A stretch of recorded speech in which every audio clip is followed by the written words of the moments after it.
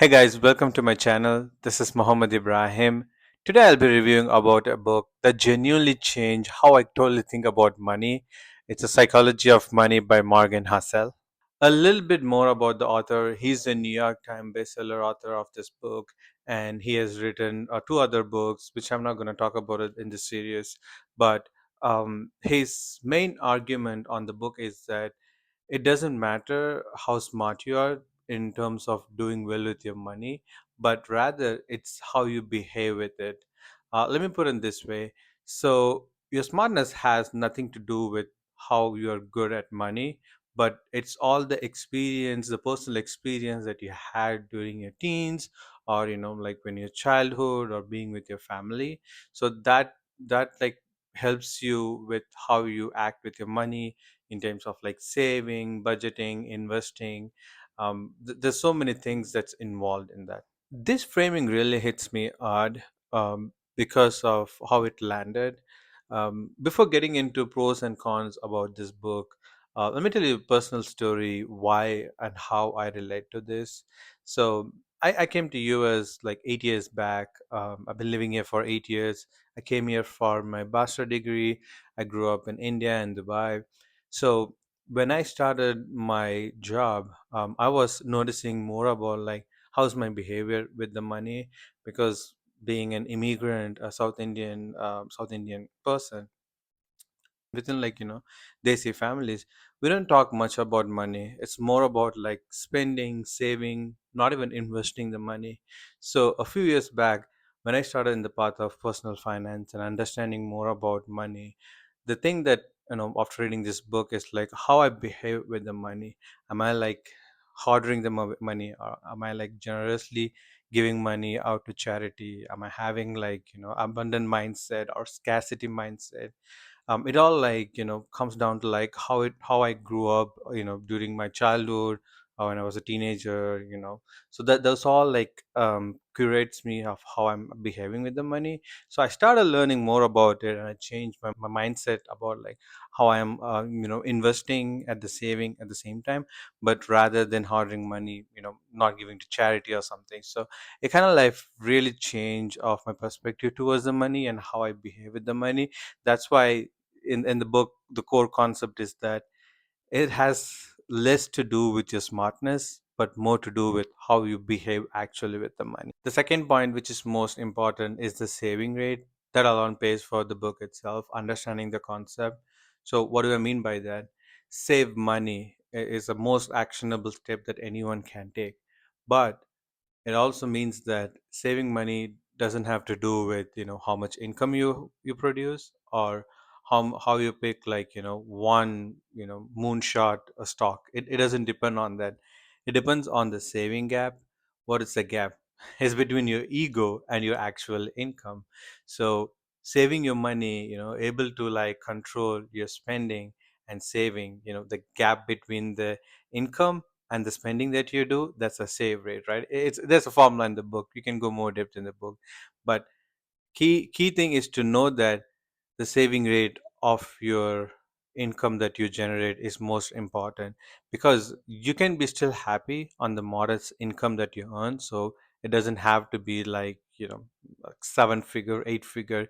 You can still do with the five figure and six figure if you can control the save rate of the income that you generate, right? Because with saving that money, you can put towards your emergency fund, or like like for your dream vacation, or investment that can go and compound, or you can put to like the children education fund. So it's more important concept of knowing like what's this the save rates are, or the money that you are saving before like doing all the spending. So make sure to know that what's your save rate. Thirdly, there is a concept. What do you mean by wealth? The difference between being rich and being wealthy is completely different. Let me put it in this way. That really transformed how I think about it. So let me put it in this way. Let's say like the visibility things, like having a mansion, having a car, or anything that's visible, that's more like comes off a show off, is being rich. But being wealthy is a real asset, or the real, the real in terms of like investment that is not totally converted into any visible signs, right? You may be living next door millionaire. I don't know if you've read about the next door millionaire book, but you may be living next to a neighbor who's a millionaire. We won't know because they're not driving a flashy car, they're not living in a very rich neighborhood, but they have all the wealth in the investment, in the real asset that can convert into money and the wealth, right? So that's distinction very important. That's how I like when I look at the social media, I see the difference now. Like, you can show all flashy things, but you don't know how much depth they're going through, or how unhappy they are, or like, you do not know their real wealth. But the most quiet ones do have the real wealth. So you need to change your mindset between like showing off, or like, accumulating like things or materials. I'm nowhere against, anything that I own. Like, I do own an, a very good, car, an iPhone, and like a Windows laptop. But there's also comes with, doing like a investment, right? That differs from people to people. What's the real investment looks like? Are you interested in the tech, but are you saving money somewhere else while you are spending money in one particular things that you see most valuable things, right? So understanding the distinction between being rich and being wealth is more important, so you can actually see the flex culture of like showing flashy things, or quietly getting wealthy by accumulating the real asset that one day you can convert into whatever the things you want to do that aligns with your value and your dreams. Let me throw in a bonus chapter that really hits the ground running. It's a freedom chapter where he argues that the freedom is what everyone needs. So what does it mean? You wake up in the morning and you say, I can do whatever the hell I wanted to do. That's the highest form of freedom. Not to worry about like, paying the bills, or not to worry about like going to 9 to 5 job that you hate, if you hate, or doing anything, right? Because that lets you do whatever you want to do, so you can spend your time with your family, being there for, family function, or your kids sports, or attending any of the, like, for the example, the FIFA match, or anything that you want to do. So that's the highest form of your wealth, being having the freedom and able to do. That's why there's a term called financial freedom, FI, which means you're financially free from all these things, and you can do whatever you want to do. You can start a passion project, or you can do like the NGO, you can travel the world. So having or attaining that freedom, the financial freedom, is the highest form of wealth that you could actually accumulate. Wow, that hits me hard. Okay, that's all the pros of the book. This is not really a con, but for the real critic, this book has a lot of like a short standalone chapters that you can learn more about your mindset. But if you're looking for like a step by step plan, or looking for like stock information, if you're looking for specific investment, portfolio or option, this is not the book for it. It's rather for you to change, to have like a different mindset of your wealth, the concept of the money, the save rating, the ego, humility.